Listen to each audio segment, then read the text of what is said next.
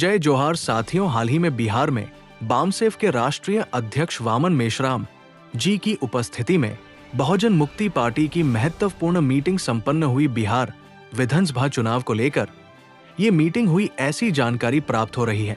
इस दौरान बीएमपी के राष्ट्रीय अध्यक्ष ने महत्वपूर्ण ऐलान किया है।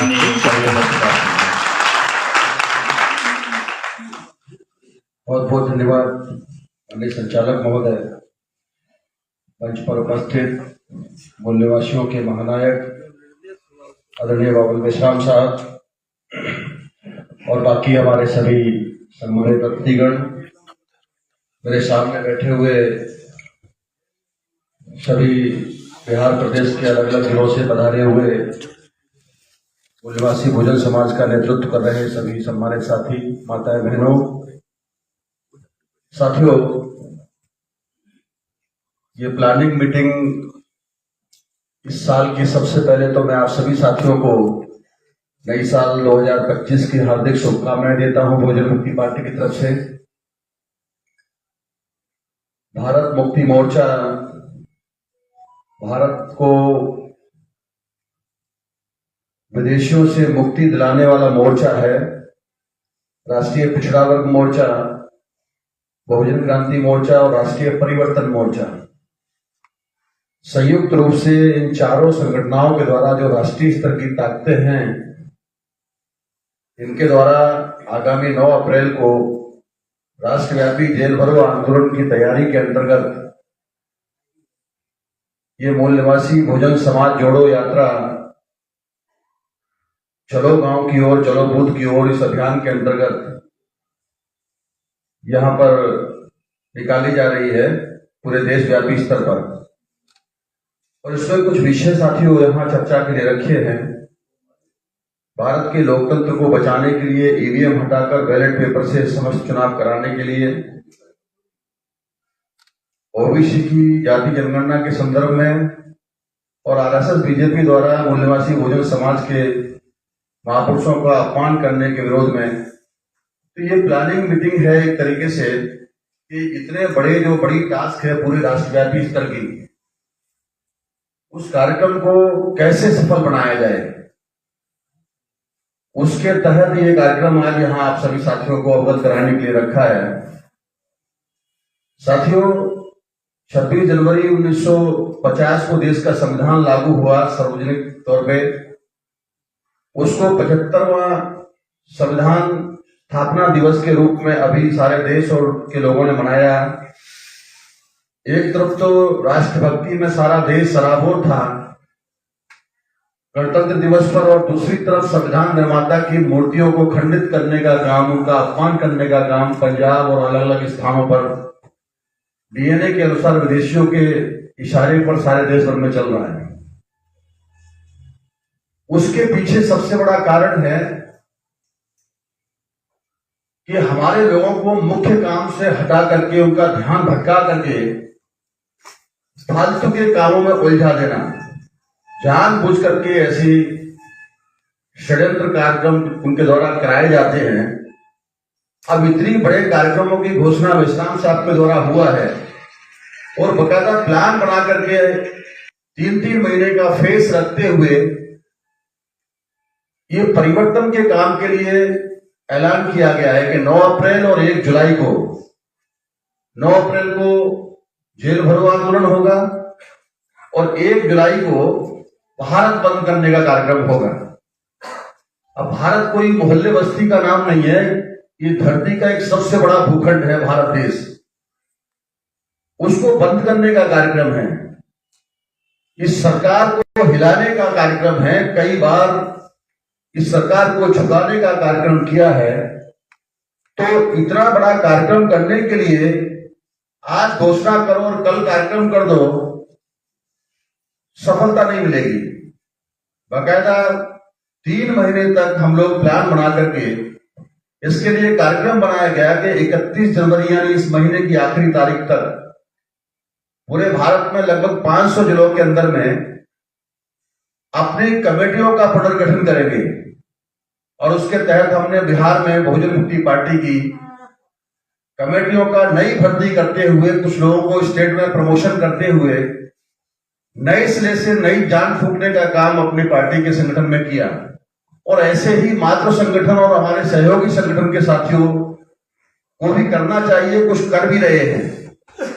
तो इस तरीके से ये साल भर का सारा प्लान होता है। हम लोग साल भर में जनवरी से शुरुआत करते हैं और दिसंबर तक आते आते हमने कितना भौगोलिक और कितना जो है सामाजिक नेटवर्किंग किया, ये सारा का सारा आकलन हम लोग अपनी ताकत का, अपनी शक्ति का दिसंबर में अधिवेशन के दौरान करते हैं।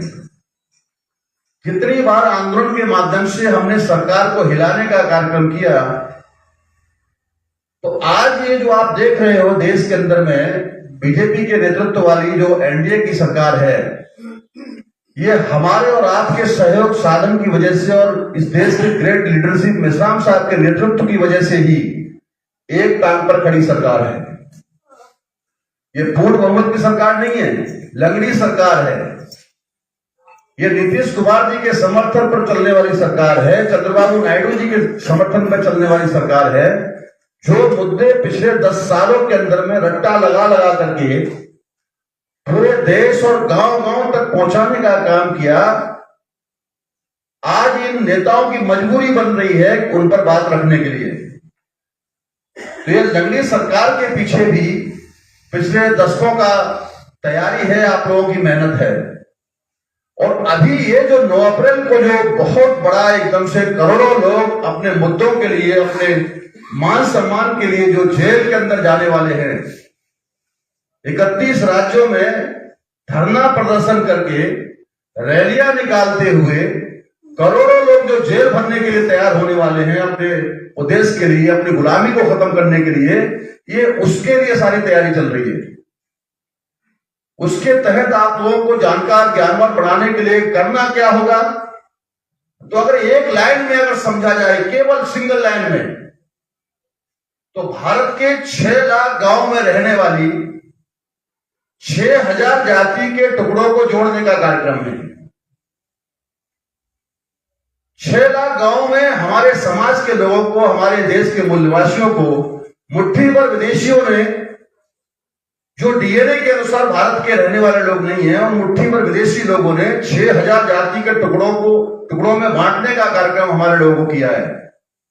उन 6000 जाति के लोगों को जगाना है, जोड़ना है, ताकत बनानी है और फिर एक साथ मिलकर के हल्ला बोल करना है इस व्यवस्था के ऊपर में, इस सिस्टम को चलाने वाले लोगों के ऊपर। इस सिस्टम को कोलैप्स करना है। अब हमको बिल्कुल भी गवारा नहीं है इन विदेशियों का शासन। आए दिन घुट-घुट कर जीने से कोई फायदा नहीं है साथियों। इसलिए हम लोगों को पूरी संगठित शक्ति के द्वारा ही इनको हम लोग सबक सिखा सकते हैं, इनको सत्ता से बेदखल कर सकते हैं। अगर ये भागना भी चाहे तो हम भागने भी नहीं देंगे, क्योंकि कल आप जब शासक होंगे तो वीजा पासपोर्ट आपसे लेंगे, भारत में ही रहेंगे ये लोग।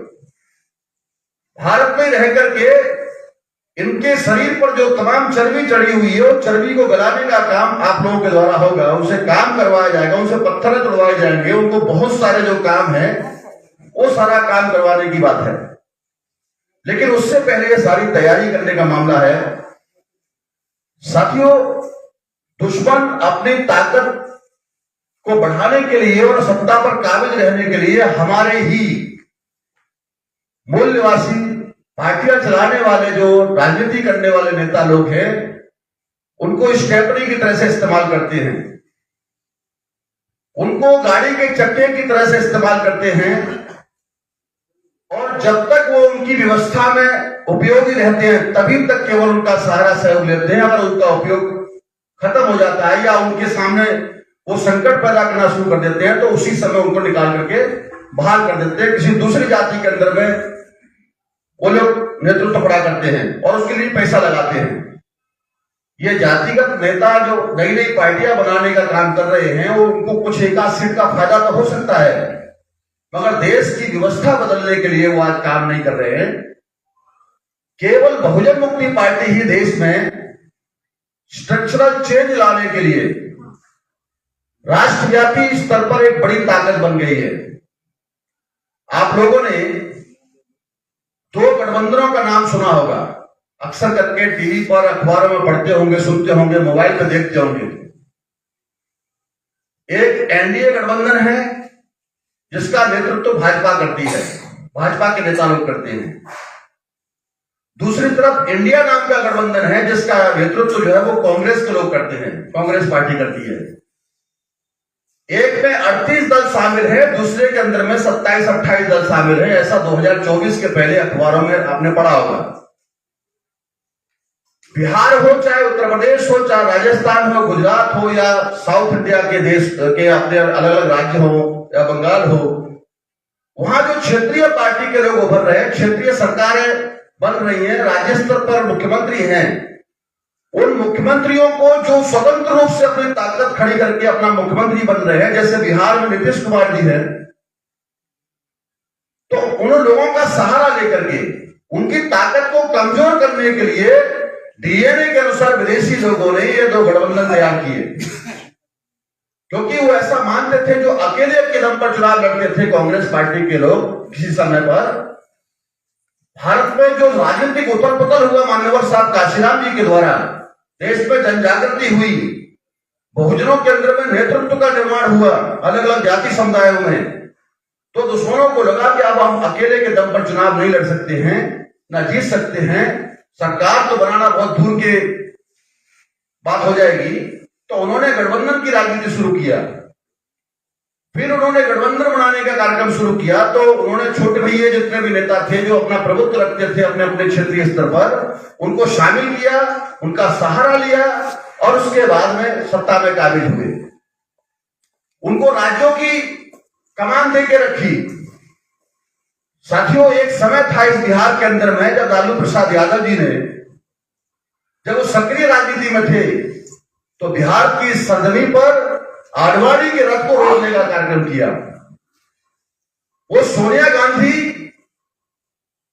2-4-5 सीटों के लिए लालू जी से भीख मांगने का काम करती थी उस समय कांग्रेस के द्वारा, और लालू जी कहते थे उस समय पर कि आपको लड़ना है लड़ो, नहीं लड़ना लड़ो, जाइए, हम आपके साथ कोई जरूरत नहीं है। लेकिन तेजस्वी यादव जब सक्रिय हुए, तेजस्वी यादव के नेतृत्व में कांग्रेस पार्टी की लगातार सीटें बढ़ रही है, जो अंतिम सैया पर पहुंच चुकी थी पूरे देश भर में, उसको फिर से ऑक्सीजन देने का काम इन क्षेत्रीय दल के लोगों ने किया। वो राष्ट्र में सबसे ज्यादा कमजोर करने का काम काशीराम साहब ने कांग्रेस को किया, बीजेपी को भी किया। आज वो लोग पूरी तरीके से फिर से जिंदा हो गए हैं, और ये तमाम क्षेत्रीय लोगों की वजह से हुआ है। तो एनडीए और यूपी के अंदर में जो लोग शामिल हैं, जो दल शामिल हैं, जो छुटभैये लोग जो अलग अलग अपना प्रभुत्व रखते हैं, वो शासन तो फिर भी करेंगे अगर वो अपनी शक्ति का निर्माण करेंगे, तो दुश्मनों से अगर पीछे हटते हैं तो अपनी ताकत बनाते हैं। तो इसी के लिए एक पहल की शुरुआत आदरणीय वामन मेश्राम साहब ने किया, और तीसरा गठबंधन खड़ा किया, तीसरी शक्ति का निर्माण किया देश के अंदर में, तमाम मूल्यवासी बहुजन समाज के लोगों को इकट्ठा करने के लिए, तमाम छोटे छोटे दलों को, मध्यम दलों को, जो अपना एक एक जिले में, एक एक कमिश्नरी में, या एक राज्य में, या एक एक विधानसभा में क्यों न सही, वहां अपना प्रभाव रखते हैं। तो ऐसे लोगों की पहल की शुरुआत मेश्राम साहब ने किया, और राष्ट्रीय परिवर्तन मोर्चा नाम का एक गठबंधन तैयार किया। और राष्ट्रीय परिवर्तन मोर्चा में बहुजन मुक्ति पार्टी भी शामिल है। तो हम लोग सारे लोग मिलकर के ही, जो समान विचारधारा के लोग हैं, ये सभी लोग मिलकर के बिहार में इस साल जो है एक बड़ी शुरुआत कर सकते हैं। ये बुद्ध की ज्ञान की भूमि है, क्रांतिकारी भूमि है, संतों की भूमि है। यहां से 2025 में जो आम चुनाव हो रहा है, जो विधानसभा का चुनाव हो रहा है, वो चुनाव होने से पहले हम लोग 3 महीने के फेज के तहत हम 3 बार बूथ स्तर तक पहुंच सकते हैं, और उसके लिए सारी तैयारी हम लोग कर रहे हैं, और उसके लिए जेल भरो आंदोलन को भी समर्थन करेंगे, कर रहे हैं पूरे देश भर में बहुजन मुक्ति पार्टी की तरफ से। मेश्राम साहब के आह्वान पर साथियों लगातार ये सारा कार्यक्रम चालू है।